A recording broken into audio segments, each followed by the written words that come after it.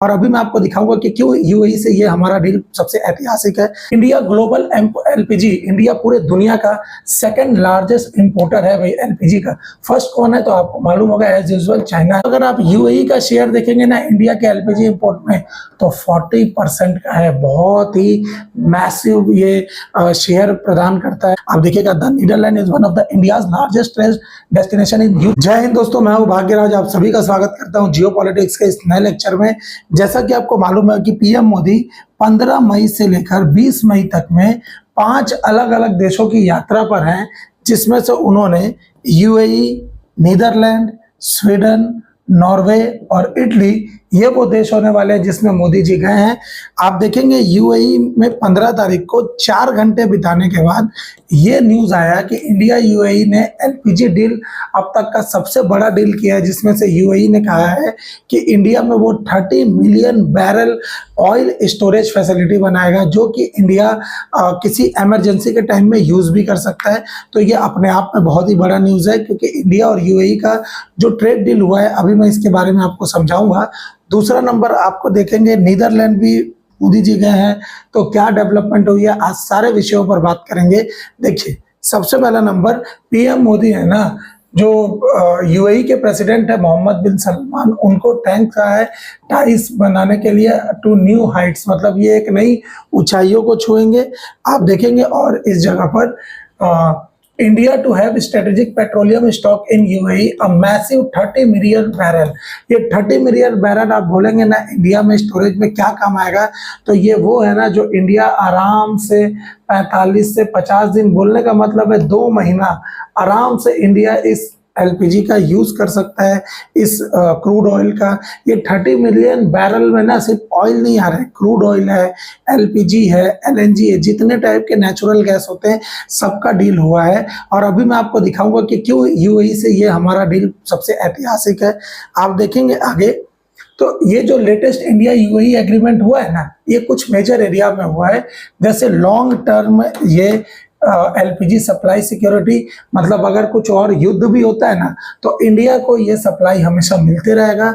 दूसरा, expansion of strategic petroleum reserves, हम चाहें तो उस जो पेट्रोलियम रिजर्व बना रहा है यूएई भारत में, उसको हम बढ़वा भी सकते हैं या खुद भी बढ़ा सकते हैं ये चीज़ों में। और भी एक है कि उसको इमरजेंसी के टाइम में हम यूज़ भी कर सकते हैं।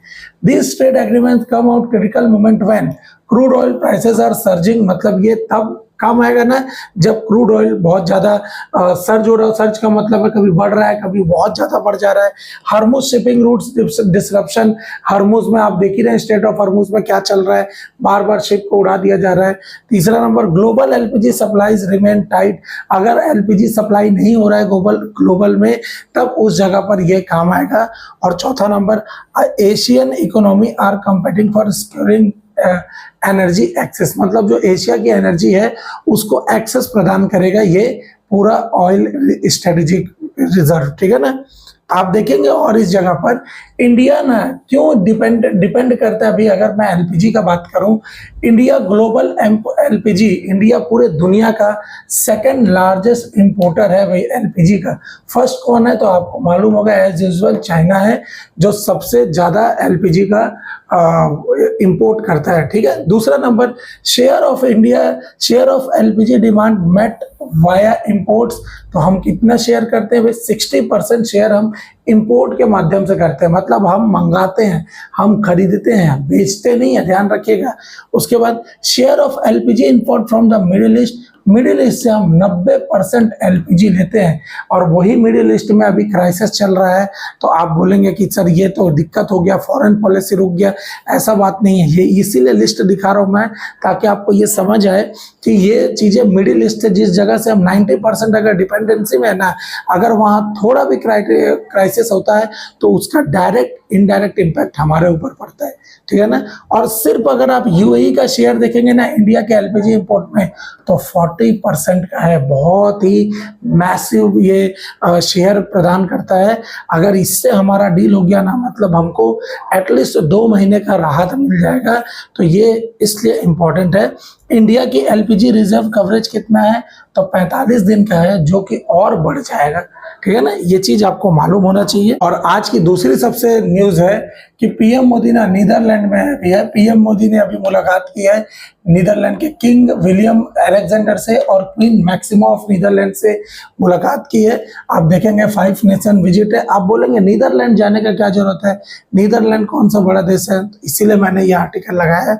आप देखिएगा, the Netherlands is one of the India's largest trade destination in Europe with bilateral trade value of USD 27.8 billion. मतलब 2024-25 का रिपोर्ट है। इतना तो हम रशिया को भी नहीं बेचते। हम रशिया और हमारा जो ट्रेड डील है ना, ये अभी होके मतलब 50-60 बिलियन तक हुआ है। उसमें ज़्यादा ऑयल ही है। हम रशिया से ऑयल खरीद रहे हैं, उसको पेमेंट करते हैं बस, और कोई हमारा रशिया से कुछ विशेष ट्रेड डील नहीं है, ना फ्री ट्रेड एग्रीमेंट है, कुछ नहीं है। यहाँ पे देखिए, इंडिया नीदरलैंड को बेचता ज्यादा है, इसलिए ये इंपॉर्टेंट है।